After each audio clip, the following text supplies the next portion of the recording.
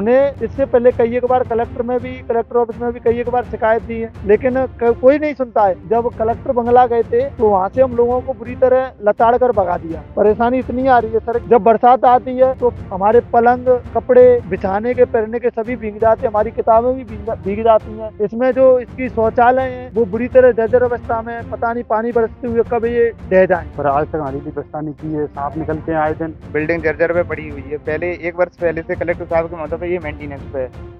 अनुसूचित जाति महाविद्यालय के छात्रों के लिए ये भी नेशनल हाईवे 44 पर छात्रावास है और पूरी तरह से जर्जर है।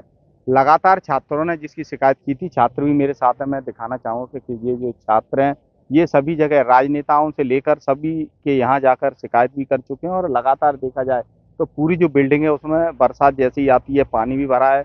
उन्हीं से बात करते हैं कि कहाँ कहाँ शिकायत की है, क्या पूरी जो स्थिति बनी हुई है और क्या लगता है कि क्यों आखिर अधिकारियों से शिकायत करने के बाद में क्यों नहीं व्यवस्था हो पा रही है, क्या परेशानी आ रही है? परेशानी इतनी आ रही है सर कि हम लोग कलेक्टर बंगले से लेके कलेक्टर ऑफिस तक हम चक्कर लगा रहे हैं। हमने इससे पहले कई एक बार कलेक्टर ऑफिस में भी कई एक बार शिकायत दी है।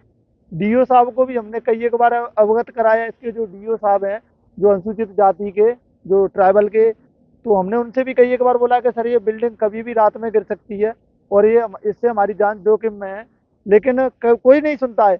अभी शाम को ही हम लोग जब कलेक्टर बंगला गए थे तो वहाँ से हम लोगों को बुरी तरह लताड़ कर भगा दिया। बोला गया कि कलेक्टर साहब छुट्टी पर हैं, हम लोग विद्यार्थी हैं, हम लोगों की समस्या, लोग कहते हैं कि तुम राजनीति कर रहे हो, तुम लोगों का पढ़ने पे ध्यान नहीं है। लेकिन आप लोगों ने स्वयं यहाँ पर आके देखा कि कैसे पानी इसमें भरा हुआ है। जब बरसात आती है तो हमारे पलंग, कपड़े बिछाने के, पहनने के सभी भीग जाते हैं, हमारी किताबें भी भीग जाती हैं। इसमें जो इसकी शौचालय है वो बुरी तरह जर्जर अवस्था में, पता नहीं पानी बरसते हुए कब ये ढह जाए। व्यवस्था यह है कि बिल्डिंग में पानी का भराव हो जाता है, जर्जर बिल्डिंग है। पहले से ही कलेक्टर ने जर्जर बिल्डिंग की व्यवस्था के लिए कहा था, पर आज तक हमारी भी व्यवस्था नहीं की है। सांप निकलते हैं आए दिन सांप निकलते हैं।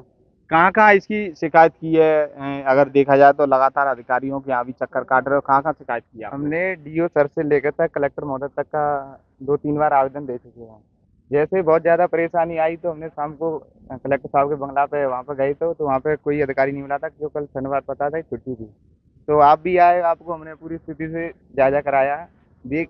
और जो हमारी समस्या है, जैसे पंखे नहीं है हॉस्टल में, बिल्डिंग जर्जर पे पड़ी हुई है, पहले 1 वर्ष पहले से कलेक्टर साहब के मतलब ये मेंटेनेंस पे है और हमको इसी बिल्डिंग में शिफ्ट करा दिया था।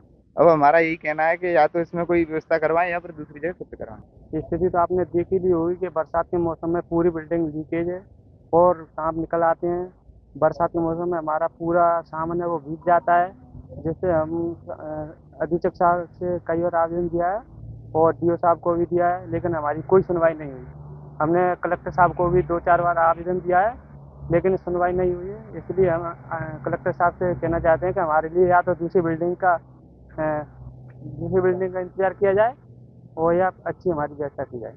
बिल्कुल, ये छात्र थे और मैं बिल्कुल आपको ये दिखाना चाहूँगा कि ये जो पुरानी जो बिल्डिंग है, जो पूरी तरह से बिल्कुल जर्जर बनी हुई है और लगातार देखा जाए तो इसमें चूँकि पानी भी भरा हुआ है और पानी के अलावा यहाँ के जो छात्र हैं, चूँकि बरसात का समय है तो काफ़ी उनको परेशानी भी आती है। कई बार इन्होंने शिकायत की है।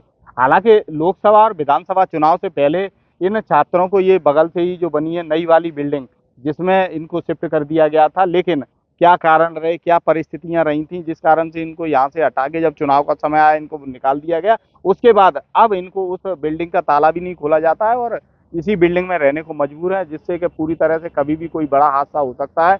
और वो छात्र जनप्रतिनिधियों से लेकर अधिकारियों के बंगलों के चक्कर लगा रहे हैं, लेकिन किसी ने इस ओर कोई ध्यान नहीं दिया। अगर कोई बड़ा हादसा होता है तो इसका जिम्मेदार प्रशासन और राजनेता होंगे। इस तरीके की बात जो छात्र कह रहे हैं कि जो बड़ा अगर कोई हादसा होता है तो इसके जिम्मेदार ये सभी लोग होंगे। सत्येंद्र सिंह तोमर, IBC 24, मुरैना।